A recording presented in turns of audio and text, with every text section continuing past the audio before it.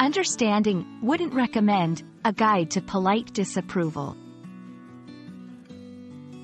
Hello, everyone, welcome back to our channel.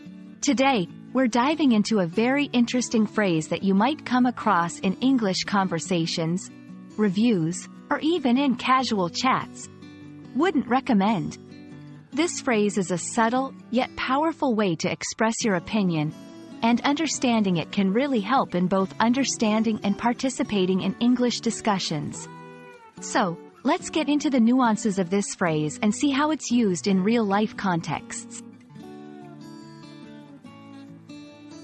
Wouldn't recommend is a phrase constructed from the modal verb would not, followed by the verb recommend.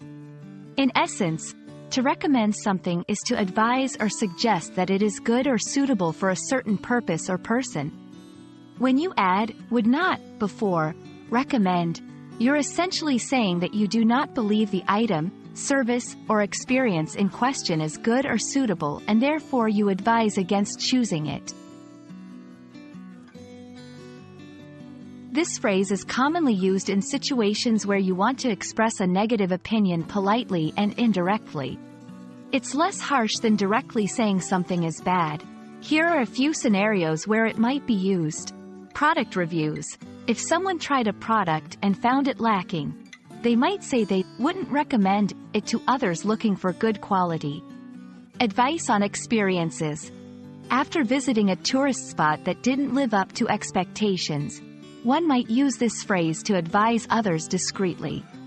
Work or business settings. In professional environments, it can be a diplomatic way to suggest that an idea or proposal might not be the best course of action. The tone of wouldn't recommend is subtle and nuanced.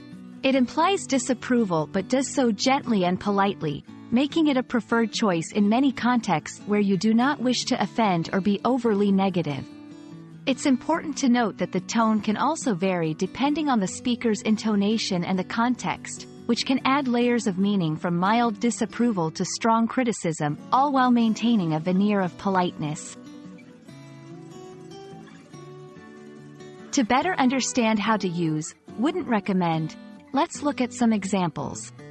I tried the new Italian restaurant downtown but wouldn't recommend it. The food was not as good as I hoped. We stayed at the beach resort you mentioned but wouldn't recommend it for families. It was too noisy. I read that best-selling book everyone's talking about, but honestly, I wouldn't recommend it. It didn't live up to the hype. Understanding the phrase, wouldn't recommend, and how to use it correctly can add a layer of sophistication to your English communication. It allows you to share your opinions and advice in a way that is considerate and respectful of others' feelings. We hope this video has been helpful in explaining the nuances of this phrase. Don't forget to practice using it in your conversations to get comfortable with its implications and usage. Thank you for watching, and we look forward to seeing you in our next video.